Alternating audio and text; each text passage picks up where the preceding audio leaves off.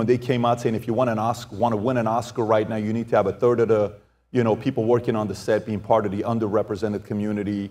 A third of actors need to be this. A third of directors need to be this. One of the key roles need to be this, whether it's black, Hispanic, disability, all this stuff that they've done. If you don't do this, you will not be nominated for a movie. So some of the biggest Oscar award-winning movies of all time, that won't happen. That part of it for us as the viewers, as the fans that want to go watch a movie, when did you see the tipping point about how that happened, and how do you feel about it? As far as the Oscars, it's always been political, and it's always been skewed left, I would think, but they did give John Wayne a Best Actor award back then, but it's always been skewed to the left. And, but recently with all these things that you've got to have in films, otherwise you got to have, there's a loss of freedom of expression, I think, has been lost in filmmaking with a voice because everybody's trying to be so politically correct. Back in the 70s, it may have been skewed left, but everybody was trying to be politically incorrect back then. That was the thing, and it was an exciting time, actually. And that's the way you have a real dialogue with people instead of trying to fit into a mold. So the skewed left. One time, one of my guys, his ex-wife, and he's sitting there. We're in Woodland Hills in my office. We're having this conversation, and she is a diehard AOC fan. And she's telling us how amazing AOC is. And then I'm listening to her, and I asked her, I said, let me ask you, how good were you? What was your favorite subject in high school? She said, oh, English. I said, what subject did you hate the most? She says, I couldn't stand math. I said, got it. I said, how much do you think not liking math has to do with which way you vote politically?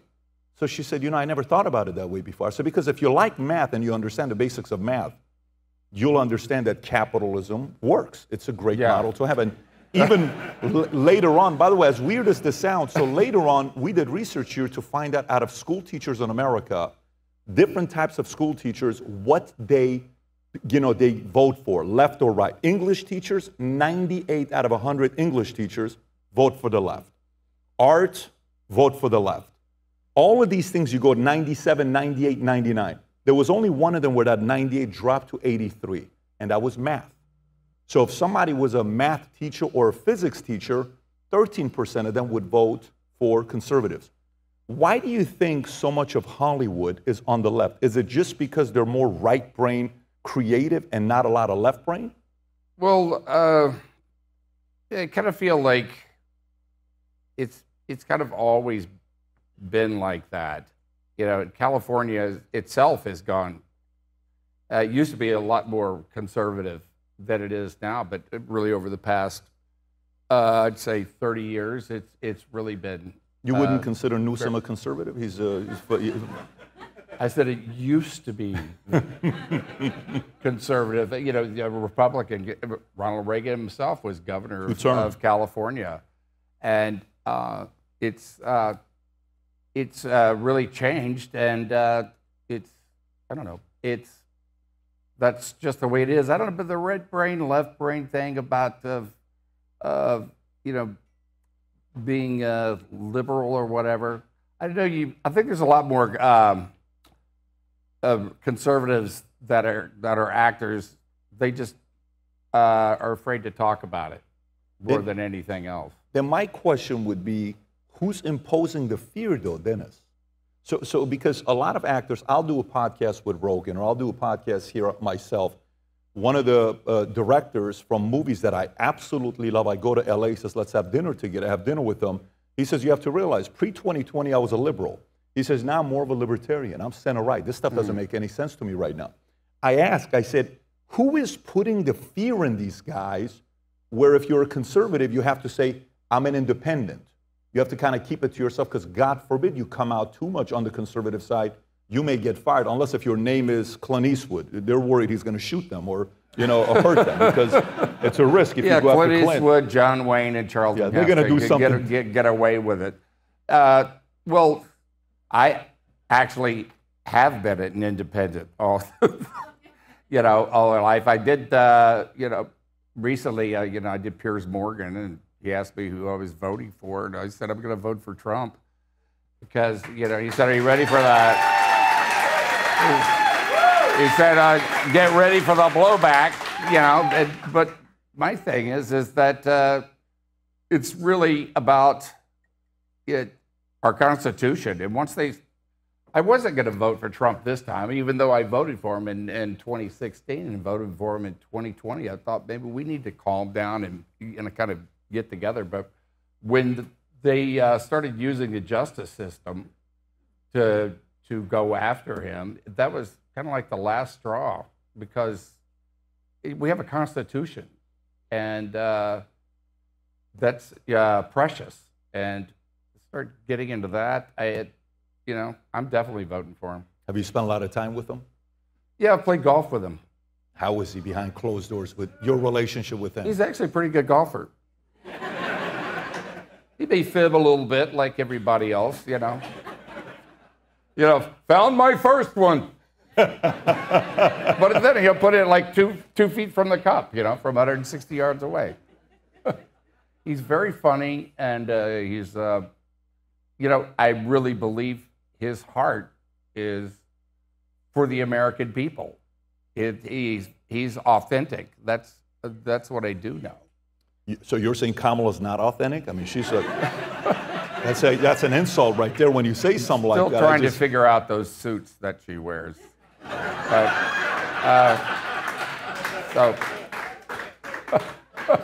Zach Galifianakis has had Hillary Clinton on, and I don't know if you've seen that exchange or not. Have you ever seen Zach? Between two ferns? Between two ferns? That was like good. A career I kind of feel that ending. way now, but... I'll play Zach without the beard today. But what? I'll play Zach without the beard today. But first interaction you ever had with Trump, what year was it? And what was the set? I went to an island in the Caribbean. He had a golf tournament down there. What island are we talking? There's an island here you don't want to visit. Yeah. Which island are you talking? I don't think I'm allowed to say, but but we had a really good time. He's just like we all had a really good time. There wasn't no. It doesn't begin with an E who owned the island, okay? So now it's good you verify that, because next thing you know, a story comes out. Dennis visited the E Island. So is there a relationship, like you guys talk regularly, or it's not? We don't talk regularly. Okay, no, got it. We don't. But seen him a few times and played golf with him, as I said. And recently, he sent me a birthday message this year, which was really, I think, really nice. And I think he has a really good heart. He really does. But at the bottom of it, I think he is really out there fighting for the American people.